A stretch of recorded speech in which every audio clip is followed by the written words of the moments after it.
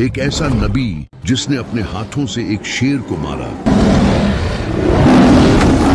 ऐसा नबी जिसने अपने दौर के सबसे पावरफुल इंसान को हराया, ऐसा नबी जिसे अल्लाह ने ऐसी आवाज दी थी कि इसकी आवाज से पहाड़ हिलने लगते। इस नबी का नाम था दाऊद। मूसा अलैहिस्सलाम की वफात के बाद हजरत योशा बिन नून अलैहिस्सलाम बनी इसराइल के अगले लीडर बने और इन्हें लीड करने लगे और बनी इसराइल के साथ रहने लगे। और यहाँ उन्होंने ताबूत सकीना को भी सेफली रख दिया, जिसमें हजरत मूसा अलैहिस्सलाम की लाठी, 10 कमांडमेंट्स और कुछ चीजें थी। लेकिन फिर हजरत योशा बिन नून की वफात के बाद चीजें बिगड़ने लगी, क्योंकि अब बनी इसराइल का कोई लीडर नहीं था। कबीले आपस में ताकत हासिल करने के लिए लड़ने लगे और बुतों की पूजा करने लगे। हर कबीला अपने मुताबिक जो चाहता वो करता था। इसी वक्त फिलिस्तीन के करीब एक कौम आबाद थी जो समंदरी लोग थे, जो यूनान से आए थे और फिलिस्तीन के करीब आकर रहने लगे। इन लोगों के पास काफी एडवांस हथियार थे, क्योंकि ये लोहे को पिघलाकर इससे तलवारें, ढालें और कई तरह के हथियार बनाना जानते थे। जबकि बनी इसराइल सिर्फ ब्रॉन्ज का यूज करते थे, जो लोहे के मुकाबले में कमजोर था। इन लोगों ने बनी इसराइल से अपनी ये महारत छुपा कर रखी। बनी इसराइल इनके पास आते थे अपने हथियार बनवाने के लिए। इन्हें बनी इसराइल की कमजोरी का पता चल गया और फिर उन्होंने बनी इसराइल के 5 बड़े शहरों पर कब्जा कर लिया, जिसके बाद बनी इसराइल इनके अंडर आ गए। उन्होंने बनी इसराइल पर भारी टैक्सेस लगा दिए और सख्त लॉज लगा दिए, और फिर उन्होंने ताबूत सकीना को भी कब्जे में ले लिया, जिसे बनी इसराइल अपने लिए लकी समझते थे और हर जंग में साथ लेकर जाते थे, जिसकी बरकत से अल्लाह इन्हें फतह नसीब करता था। इन लोगों ने बनी इसराइल के टेम्पल्स भी तोड़ दिए और अपना कल्चर बनी इसराइल को सिखाने लगे, जिससे बनी इसराइल बुत प्रस्ती करने लगे। इस दौरान अल्लाह ने इनकी तरफ कई नबी भेजे, जिन्होंने आकर इन्हें वार्न किया और वापस अल्लाह की तरफ लौटने का कहा। लेकिन बनी इसराइल ने इनकी बात नहीं मानी और कई नबियों को कत्ल तक कर दिया। बनी इसराइल का बहुत बुरा हाल था। वो फिलिस्तीनियों के अंडर जिंदगी गुजार रहे थे और इनसे लड़ने से डरते थे, क्योंकि इनमें एक बहुत पावरफुल इंसान था जिसका खौफ लोगों के दिलों में बैठ चुका था। इस इंसान का नाम था जालूत। इसका कद बहुत लंबा था और इसका जिस्म बहुत बड़ा था। इसका आर्मर धूप में चमकता था और इसकी तलवार का कोई मुकाबला नहीं था। वो अकेला ही कई फौजियों को मार देता था। बनी इसराइल के लिए वो खौफ का दूसरा नाम था। वो कई बार इनसे लड़ चुके थे, लेकिन हर बार इन्हीं की हार होती थी और हजारों लोग मारे जाते थे। इस सब के बाद उन्होंने फाइनली ये मान लिया था कि अब इनका कुछ नहीं हो सकता। वो अपने बच्चों को उस दौर के किस्से सुनाते थे जब हजरत मूसा अलैहिस्सलाम इनमें मौजूद थे और फिलिस्तीन में उनका राज था। वो भी क्या दिन थे जब फिलिस्तीन पर हमारा राज हुआ करता था। इन्हीं बनी इसराइल में एक नेक औरत भी थी जिसका नाम हना था, जिसकी काफी टाइम से कोई औलाद नहीं हो रही थी और इसकी एक ख्वाहिश थी कि अल्लाह इसे एक बेटा दे। एक रात उसने अल्लाह से दुआ की, ऐ अल्लाह, मुझे एक बेटा अता कर, मैं इसे पूरी तरह तेरी खिदमत में लगा दूंगी। अल्लाह ने इसकी ये दुआ कबूल कर ली और इसे एक बेटा अता किया। हना ने इस बेटे की परवरिश की और इसे एक टेम्पल में एक प्रीस्ट के पास छोड़ दिया, जहां इसकी तरबियत हुई। वो बचपन से ही इबादत करने लगे और अल्लाह के करीब हो गए। एक रात इस लड़के ने सुना कि कोई इसे शमूएल कहकर पुकार रहा है। इसे लगा शायद ये इसका प्रीस्ट है, लेकिन जब लड़के ने अपने प्रीस्ट से पूछा तो इसने इनकार कर दिया और कहा, मैंने तुम्हें नहीं पुकारा, जाओ वापस जाकर सो जाओ। इसके बाद इसे ये आवाज कई बार दोबारा सुनाई दी और इसने अपने प्रीस्ट को बताया तो वो समझ गया और इसने लड़के से कहा, ये तुम्हारा रब ही है जो तुम्हें इस नाम से पुकारता है। जिसके बाद इसका नाम शमूएल रख दिया गया। फिर एक दिन अल्लाह ने हजरत शमूएल पर पहली वही नाजिल की और उन्हें अपने नबियों में से चुन लिया और एक अजीम मिशन दिया। हजरत शमूएल अलैहिस्सलाम बनी इसराइल के पास आए और इनमें दोबारा हजरत मूसा अलैहिस्सलाम के कानून नाफिज किए, बुत परस्ती को खत्म किया और उन्हें अल्लाह का खौफ दिलाया। इस वक्त बनी इसराइल के तमाम कबीले आपस में डिवाइड हो चुके थे और अकेले फिलिस्तीनियों से लड़ते थे। हजरत शमूएल अलैहिस्सलाम ने इन सब को यूनाइट किया वो हर शहर गए, इन तक पैगाम पहुंचाया, इन्हें यूनाइट किया, इन्हें मोटिवेट किया और जंग के लिए तैयार किया। इस तरह बनी इसराइल एक बार फिर यूनाइट होने लगे। वो हजरत शमूएल अलैहिस्सलाम के अंडर यूनाइट तो हो रहे थे, लेकिन इनका अभी भी कोई बादशाह नहीं था, क्योंकि उस वक्त दुनिया की हर कौम का एक बादशाह होता था। तो बनी इसराइल ने हजरत शमूएल अलैहिस्सलाम से कहा, आप हमारे लिए एक बादशाह मुकर्रर कर दें जिसके साथ हम अल्लाह की राह में जंग लड़ सकें। हजरत शमूएल अलैहिस्सलाम ये सुनकर गमगीन हो गए, क्योंकि बनी इसराइल को अल्लाह पर नहीं बल्कि बादशाह पर भरोसा था। उन्होंने कहा, तुम लोग फिर भी लड़ने से इनकार कर दोगे। लेकिन उन्होंने जिद की। फिर हजरत शमूएल अलैहिस्सलाम ने दुआ की और अल्लाह ने बनी इसराइल में से एक शख्स को इनका बादशाह चुन लिया, जिसका नाम था तालूत। बनी इसराइल तालूत का नाम सुनकर हैरान हो गए। क्या ये लड़का हमारा बादशाह बनेगा? क्योंकि वो न अमीर था और न ही किसी बड़े कबीले से था। अल्लाह ने इसे इसलिए बादशाह चुना कि वो पावरफुल था और इसके पास इल्म था। हजरत शमूएल अलैहिस्सलाम ने इसे बनी इसराइल का बादशाह बना दिया, जिसके बाद अल्लाह ने फरिश्तों के जरिए ताबूत सकीना भी बनी इसराइल को वापस दे दिया, जो इनके गुनाहों की वजह से इनसे वापस ले लिया गया था। और फिर तालूत बनी इसराइल को एक बड़ी जंग के लिए तैयार करने लगा। दूसरी तरफ जालूत की फौज बहुत बड़ी और स्ट्रांग थी। उनके पास बनी इसराइल से बेहतर हथियार थे और वो तादाद में भी उनसे ज्यादा थे। तालूत बनी इसराइल को लेकर जंग के लिए रवाना हो गया। नौजवानों, जंग के लिए आगे बढ़ो।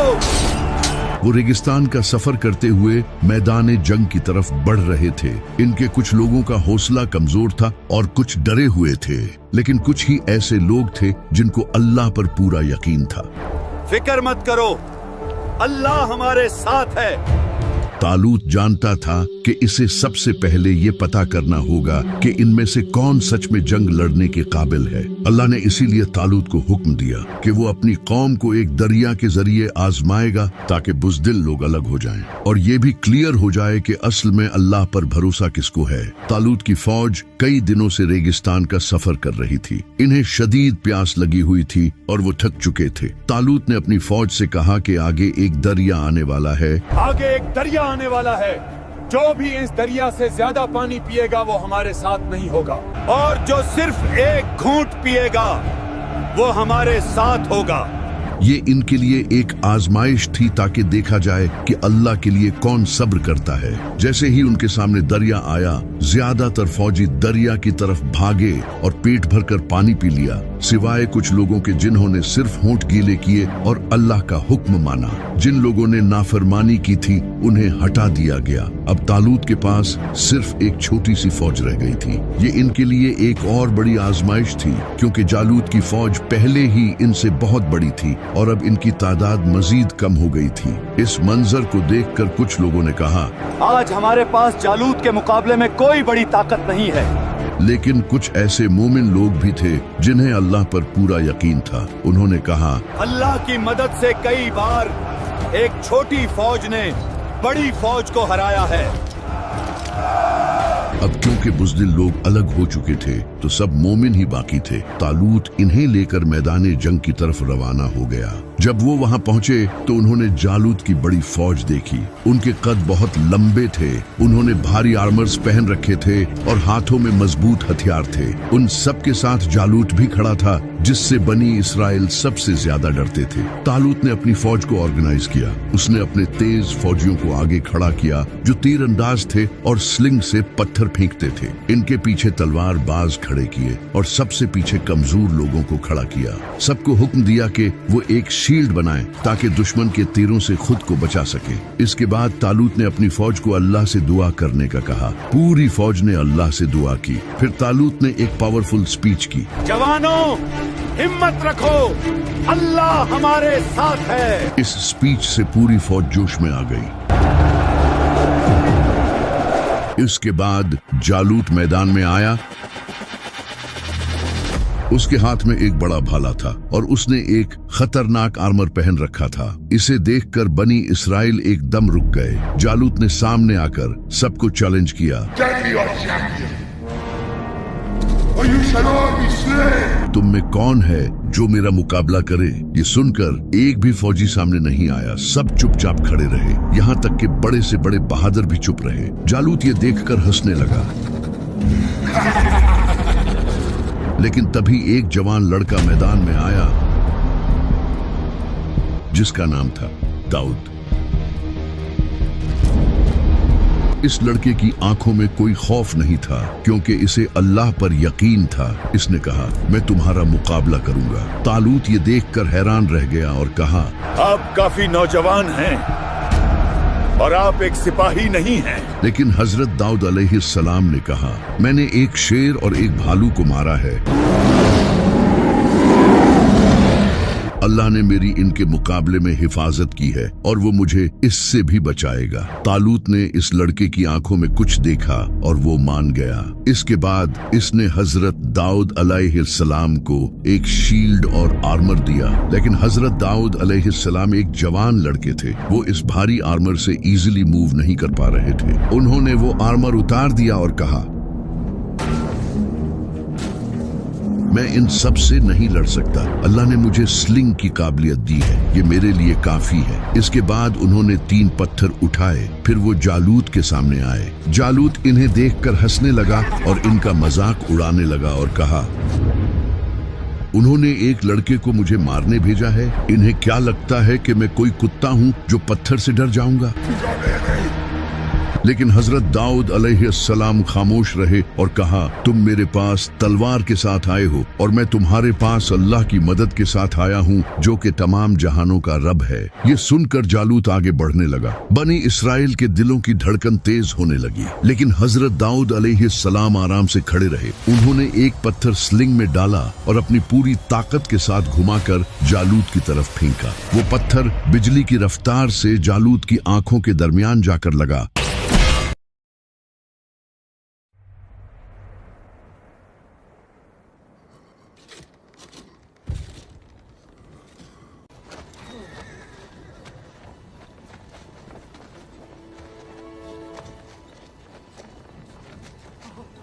और फिर अगले लम्हे जालूत जमीन पर जा गिरा। हर तरफ खामोशी फैल गई। लोग ये देखकर हैरान हो गए। जालूत की मौत देखकर फिलिस्तीनी घबरा गए और भागने लगे, जिसके बाद बनी इसराइल ने इन पर हमला कर दिया और फिर बनी इसराइल ये जंग जीत गए। जंग जीतने के बाद तालूत हजरत दाऊद अलैहिस्सलाम की बहादुरी से बहुत खुश हुआ। उन्होंने हजरत दाऊद से कहा, तुम्हारे वालिद कौन हैं? हजरत दाऊद अलैहिस्सलाम ने इन्हें अपने बाप का नाम बताया और इसके बाद तालूत ने इन्हें पूरी फौज के सामने ऑनर किया और इन्हें फौज का जनरल लगा दिया। लोग भी हजरत दाऊद अलैहिस्सलाम को काफी पसंद करने लगे और पूरे इसराइल में इनके चर्चे होने लगे। तालूत ने जब ये देखा कि बादशाह होने के बावजूद भी लोग दाऊद से मोहब्बत करते हैं, तो ये देखकर वो इनसे जेलस होने लगा। यहाँ तक कि उसने लोगों से ये भी सुना था कि दाऊद ही इसराइल का अगला बादशाह होना चाहिए। मेरे ख्याल में दाऊद को अगला बादशाह होना चाहिए। इस जलसी में आकर तालूत ने हजरत दाऊद को शहीद करने का ठान लिया। एक शाम तालूत ने हजरत दाऊद अलैहिस्सलाम पर एक भाले से वार किया, लेकिन हजरत दाऊद अलैहिस्सलाम एग्जैक्ट टाइम पर सामने से हट गए और इनकी जान बच गई। लेकिन उन्होंने तालूत को अपने दिल में मुआफ कर दिया और चले गए। इसके बाद एक दिन तालूत ने कुछ फौजी हजरत दाऊद अलैहिस्सलाम को शहीद करने के लिए भेजे, लेकिन हजरत दाऊद ने स्लिंग से इन सबको हरा दिया और इनकी फिर जान बच गई। तालूत ने यह देखकर डायरेक्टली ऑर्डर्स दिए, दाऊद का सर लाओ। हजरत दाऊद अलैहिस्सलाम को जब ये पता चला तो वो जान गए कि तालूत इनकी जान का दुश्मन बन चुका है। वो चुपचाप रात के अंधेरे में इसराइल छोड़कर चले गए। रात के वक्त सख्त सर्दी में वो रेगिस्तान का सफर कर रहे थे। वो दिन के वक्त आराम करते थे और रात के वक्त सेफली सफर करते थे। वो जंगल, पहाड़, रेगिस्तान से सफर करते गए और यूं वो मुश्किल हालात में जिंदगी गुजारने लगे। कई रात वो बिना कुछ खाए गुजारते थे। अक्सर वो बारिश का पानी पीकर गुजारा करते थे। अल्लाह ने इस तरह इनकी सख्त हालात में रहने की ट्रेनिंग की। फिर एक दिन वो एक गार तक पहुंचे और यहाँ अल्लाह की तरफ से एक मोजज़ा हुआ कि इनकी फैमिली भी इन्हें ढूंढती हुई इस गार तक पहुंच गई। इनके भाई बहन, माँ बाप और कुछ इनके साथी इनके पास आ गए और कहने लगे, हमारा आपके अलावा कोई सरदार नहीं है, अल्लाह ने आपको हमारे लिए चुना है। ये तकरीबन 400 लोग थे जो हजरत दाऊद अलैहिस्सलाम के लिए आए थे। तालूत की जेलसी अब इसके लिए बीमारी बन चुकी थी। इसने हजरत दाऊद अलैहिस्सलाम को ढूंढने के लिए फौज भेजी। जाओ, दाऊद को ढूंढ कर लाओ। और फिर तालूत की फौज हर गार और जंगल में दाऊद अलैहिस्सलाम को ढूंढने लगी। हजरत दाऊद अलैहिस्सलाम अपने साथी और फैमिली के साथ एक शहर पहुंचे जो कि फिलिस्तीनियों का शहर था। वहां के एक प्रीस्ट ने इन्हें खाना और इनकी सेफ्टी के लिए तलवार दी, लेकिन एक जासूस ने तालूत को हजरत दाऊद अलैहिस्सलाम की खबर दे दी। हजरत दाऊद अलैहिस्सलाम ये शहर छोड़ गए और आगे बढ़ने लगे, लेकिन पीछे से तालूत ने इन प्रीस्ट को अपने पास बुलाया और इन्हें कत्ल कर दिया क्योंकि उन्होंने हजरत दाऊद अलैहिस्सलाम की मदद की थी। तालूत ने इनके पूरे शहर को तबाह कर दिया, बच्चों, औरतों और जानवरों तक को नहीं छोड़ा। जब हजरत दाऊद अलैहिस्सलाम को इसका पता चला तो वो रोने लगे, मेरी वजह से उनकी मौत हुई है, उन्होंने मेरी मदद की, वो नहीं जानते थे कि उनके साथ ये सब होगा। दूसरी तरफ तालूत फ्रस्ट्रेट हो रहा था और गुस्से में जल रहा था। तभी एक कबीले ने तालूत को खबर दी, हमें मालूम है कि दाऊद अपने साथियों के साथ कहाँ छुपा हुआ है, हमारे पास आओ, हम उसे तुम्हारे हवाले कर देंगे। इसके बाद उन्होंने तालूत को हजरत दाऊद अलैहिस्सलाम की गार की सही जगह बता दी। तालूत अपने साथ 3000 फौजी लेकर निकल पड़ा। तालूत की फौज एक वादी के पास पहुंची और वहां आराम करने के लिए कैंप्स लगा लिए। तभी रात को अल्लाह ने पूरी फौज को गहरी नींद में डाल दिया। ये लोग बिल्कुल हजरत दाऊद अलैहिस्सलाम की गार के पास सोए हुए थे। हजरत दाऊद अलैहिस्सलाम इनके कैंप्स में एंटर हुए और तालूत को अपने सामने देखा। तभी इनके साथियों ने कहा, अल्लाह आपको आपके दुश्मन के पास ले आया है, इसे यहीं खत्म कर दो। लेकिन हजरत दाऊद अलैहिस्सलाम ने कहा, मैं कैसे इस इंसान को मार सकता हूँ जिसे अल्लाह ने बादशाह बनाया हो? मैं इस बादशाह पर कभी हाथ नहीं उठाऊंगा। उन्होंने तालूत का भाला अपने साथ लिया और कैंप से निकल गए। इसके बाद वो पहाड़ पर चढ़े और ऊंची आवाज में तालूत को कहा, ए बादशाह, तुम अपने साथी को क्यों मारना चाहते हो? देखो, तुम्हारा भाला मेरे पास है, अगर मैं चाहता तो तुम्हें मार सकता था। तालूत ये सुनकर रोने लगा। इसने हजरत दाऊद अलैहिस्सलाम से कहा, तुम मुझसे ज्यादा नेक हो, मैंने तुम पर जुल्म किया। हजरत दाऊद अलैहिस्सलाम वहां से चले गए। कुछ टाइम के लिए तालूत का दिल नरम हो गया, लेकिन फिर उसके दिल में दोबारा जलसी आ गई। तालूत ने उनका पीछा करना शुरू कर दिया और उन्हें ढूंढने लगा, लेकिन हजरत दाऊद अलैहिस्सलाम इसे नहीं मिले। कुछ दिन बाद फिर एक रात वो कैंप में आराम कर रहा था तो हजरत दाऊद अलैहिस्सलाम इसके कैंप में एंटर हुए और उसके कपड़ों का एक छोटा सा टुकड़ा काट दिया और सुबह के वक्त तालूत के कैंप्स के बाहर खड़े होकर कहा, देखो, ये तुम्हारे कपड़ों का टुकड़ा है, तुम्हारी जिंदगी फिर मेरे हाथों में थी, तुम आखिर क्यों मुझे मारना चाहते हो? तालूत फिर से रोने लगा और कहा, मैं जानता हूँ तुम मेरे बाद बादशाह बनोगे, वादा करो कि तुम मेरे खानदान को कुछ नहीं कहोगे। हजरत दाऊद अलैहिस्सलाम ने इससे वादा किया, लेकिन फिर उसके दिल में जेलसी आ गई।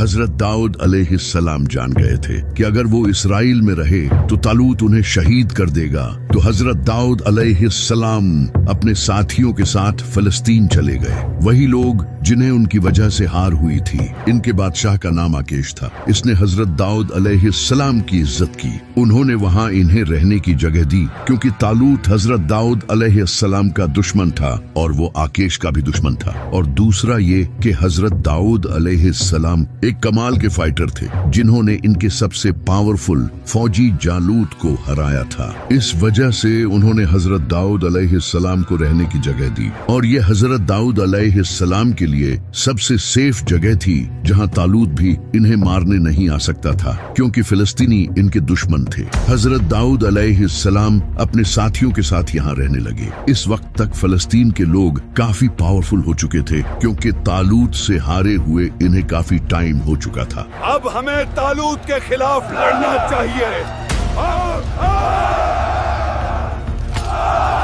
फिलिस्तीनियों ने एक बड़ी फौज तैयार करना शुरू कर दी। तालूत को जब इसका पता चला तो उसने दाऊद अलैहिस्सलाम की जान का पीछा छोड़ दिया और अपनी फौज तैयार करना शुरू कर दिया। लेकिन उस वक्त तक अल्लाह की मदद इससे हट चुकी थी, इसकी जेलसी की वजह से, और ये इसके लोग भी जानते थे। तालूत अपने ख्वाब में अल्लाह की तरफ से हुक्म का इंतजार करता था, लेकिन अल्लाह की तरफ से इसे कोई जवाब नहीं मिला। वहीं दूसरी तरफ दाऊद अलैहिस्सलाम फिलिस्तीनियों के साथ रह रहे थे। इन्हें बादशाह आकेश ने कहा, आप इस जंग में मेरे खास सिपाही होंगे। लेकिन आकेश के साथियों ने कहा, डेविड भी हमें जंग में धोखा दे सकता है, क्योंकि आखिर वो भी बनी इसराइल में से है। तो आकेश ने हजरत दाऊद अलैहिस्सलाम को वहां से भेज दिया। फिर तालूत और फिलिस्तीनियों के दरमियान जंग हुई। फिलिस्तीनियों ने इस जंग में बनी इसराइल को हरा दिया। इस जंग में तालूत के जिस्म में तीर लगे और वो जख्मी हो गया। तालूत ने अपने फौजी से कहा, मुझे मार दो। अगर फिलिस्तीनियों ने मुझे पकड़ लिया तो वो मुझ पर बहुत जुल्म करेंगे। लेकिन इसके फौजी ने ऐसा नहीं किया, तो तालूत ने अपनी तलवार पर गिरकर खुद की ही जान ले ली। इसके बाद फिलिस्तीनियों ने इसराइल पर कब्जा कर लिया और तालूत के सर को काटकर अपने शहर में लटका दिया। अब फिर से बनी इसराइल का कोई लीडर नहीं था। हजरत दाऊद तक जब ये खबर पहुंची कि तालूत मर चुका है और इसराइल हार गया है, हजरत दाऊद अलैहिस्सलाम ये सुनते ही जमीन पर गिरे और चीख चीख कर रोने लगे। जिस इंसान ने हजरत दाऊद अलैहिस्सलाम को खबर दी थी, उसने ये भी कहा, मैंने खुद तालूत को मारा। इसे लगा कि शायद हजरत दाऊद अलैहिस्सलाम उसे इसके बदले इनाम देंगे, लेकिन हजरत दाऊद अलैहिस्सलाम ने इसे इस जुर्म की सजा दी और कहा, तुम अल्लाह के लगाए बादशाह पर हाथ कैसे उठा सकते हो। इसके बाद हजरत दाऊद अलैहिस्सलाम ने अल्लाह से पूछा कि मैं अब कहाँ जाऊं और किस शहर जाकर रहूं। अल्लाह ने इन्हें हुक्म दिया कि हिब्रोन जाओ, वही शहर जहां हजरत इब्राहिम अलैहिस्सलाम रहते थे। हजरत दाऊद अलैहिस्सलाम अपनी फैमिली और साथियों के साथ हिब्रोन चले गए। जब वो हिब्रोन पहुंचे तो यहूदा कबीले के कुछ सरदारों ने हजरत दाऊद अलैहिस्सलाम से कहा, आप ही की वजह से हमने जालूत के खिलाफ जंग जीती, आप हमारे बादशाह बन जाएं। इस वक्त हजरत दाऊद अलैहिस्सलाम ने कहा, अल्लाह के लिए मैं आपका बादशाह बन जाऊंगा। दाऊद अलैहिस्सलाम की उम्र 30 साल थी और वो यहूदा कबीले के बादशाह बन चुके थे, और ये हजरत दाऊद अलैहिस्सलाम का अपना कबीला था। जबकि नॉर्थ में बनी इसराइल के बाकी कबीले तालूत के बेटे इशबोशल को अपना बादशाह बना चुके थे। 7 साल तक यही चलता रहा। इन 7 सालों में हजरत दाऊद अलैहिस्सलाम और इशबोशल के जनरल्स के दरमियान छोटी जंग भी हुई, लेकिन आने वाले कुछ सालों में हजरत दाऊद अलैहिस्सलाम पॉलिटिकली स्ट्रांग हो गए। इशबोशल की बादशाहत कमजोर होने लगी। फिर एक दिन इशबोशल के 2 कमांडर्स ने इसे कत्ल कर दिया और इसका सर हजरत दाऊद अलैहिस्सलाम के पास ले आए और इन्हें कहा, ये तुम्हारे दुश्मन का सर है।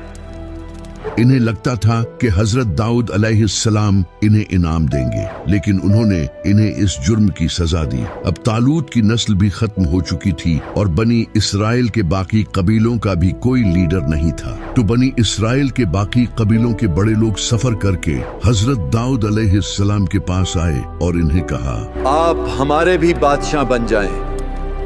हजरत दाऊद अलैहिस्सलाम ने सबको नमाज के लिए जमा किया और जमात करवाई और फिर सबके सामने बादशाहत को कबूल किया। जिसके बाद सारे कबाइल के लोगों ने कहा, दाऊद हमारा बादशाह है जिसे अल्लाह ने चुना है। अब बनी इसराइल का एक ही बादशाह था, इनकी एक ही फौज थी, जिसकी वजह से हजरत दाऊद अलैहिस्सलाम का एम्पायर स्ट्रांग होने लगा। जब हजरत दाऊद अलैहिस्सलाम बादशाह बने तो फिलिस्तीनी अलर्ट हो गए, क्योंकि हजरत दाऊद अलैहिस्सलाम ने ही इनके जालूत को हराया था। तो उन्होंने हजरत दाऊद अलैहिस्सलाम पर पहले हमला करने का प्लान बनाया। हजरत दाऊद अलैहिस्सलाम को जब इसका पता चला तो उन्होंने अपने सामने ताबूते सकीना को कर दुआ की और अल्लाह से पूछा कि क्या मुझे इनसे लड़ना चाहिए। अल्लाह ने इन्हें लड़ने का कहा। फिलिस्तीनी अपनी फौज लेकर यरूशलेम की तरफ बढ़ने लगे और फिर उनका यरूशलेम के साउथ में सामना हुआ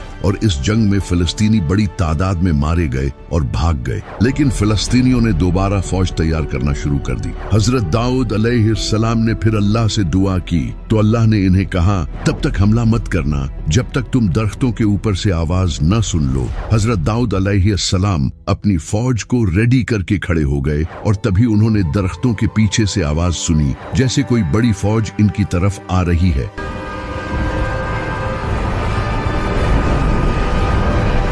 हजरत दाऊद अलैहिस्सलाम ने कहा, तो बनी इस्राइल ने पूरी ताकत से हमला किया और जंग जीत गए और इस तरह फिलिस्तीनियों का चैप्टर खत्म हो गया। इसके बाद हजरत दाऊद अलैहिस्सलाम ने यरूशलेम को फतह करने का प्लान बनाया। हजरत दाऊद अलैहिस्सलाम अपनी फौज लेकर यरूशलेम पहुंचे। जैसे ही वो यरूशलेम पहुंचे तो वो हजरत दाऊद अलैहिस्सलाम को देखकर हंसने लगे कि तुम कभी यहाँ नहीं आ सकते, ये दीवारें बहुत ऊंची हैं।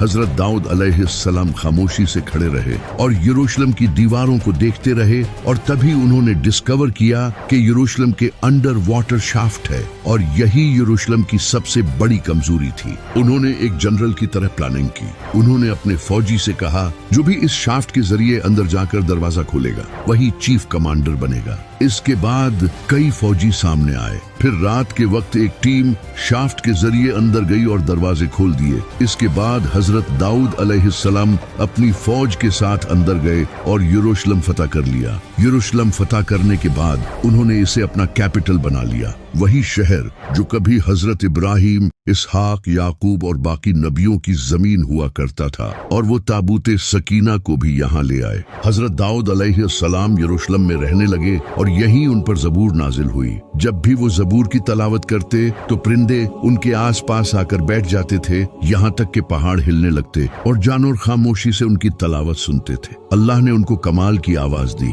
उनके हाथ में लोहा मिट्टी की तरह नरम हो जाया करता था, जिससे वो हथियार बनाया करते थे। वो हर दूसरे दिन रोजा रखते थे और रात देर तक इबादत करते थे। हजरत दाऊद अलैहिस्सलाम के 7 भाई थे और इनके बाप एक ईमानदार मजदूर थे। हजरत दाऊद अलैहिस्सलाम बचपन से ही बकरियां चराने लगे, बाकी नबियों की तरह, क्योंकि अल्लाह इस तरह नबियों की ट्रेनिंग किया करता था, क्योंकि इससे इंसान में सब्र और रिस्पॉन्सिबिलिटी पैदा होती है। हजरत दाऊद अलैहिस्सलाम पहाड़ों पर बकरियां चराते। जब वो बकरियां चराते तो साथ ही अल्लाह की हम्द करते। उनकी ये खूबसूरत आवाज पहाड़ों में गूंजती। वो इसी तरह हर शाम अल्लाह की हम्द किया करते थे और अपने रब को याद करते थे। वो काफी बहादुर भी थे। अक्सर औकात जब वो बकरियां चराते थे तो इनके सामने शेर आ जाता था।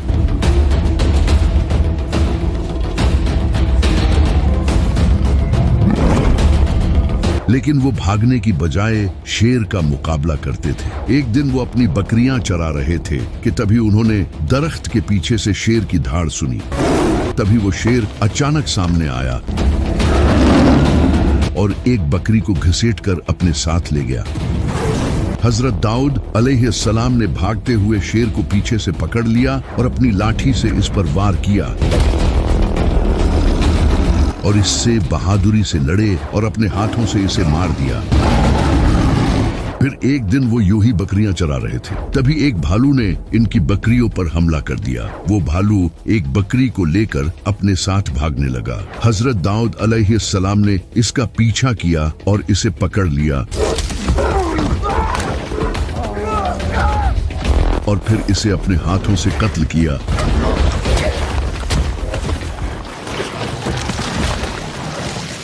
और यूं हजरत दाऊद अलैहिस्सलाम में बहादुरी पैदा हुई। हजरत दाऊद अलैहिस्सलाम ने बड़ी ही ईमानदारी के साथ हुकूमत की। फिर एक दिन वो एक कमरे में अल्लाह की इबादत कर रहे थे कि तभी एक फरिश्ता कमरे में एंटर हुआ और उसने हजरत दाऊद अलैहिस्सलाम को इनकी मौत की खबर दी। और तभी हजरत दाऊद अलैहिस्सलाम ने अपनी जान दे दी। लेकिन इनकी मौत के बाद अब उनके बेटे ने उनकी हुकूमत संभाली, जिसे अल्लाह ने ऐसी सल्तनत दी जो आज तक किसी को नहीं दी गई। इस नबी का नाम था सुलेमान।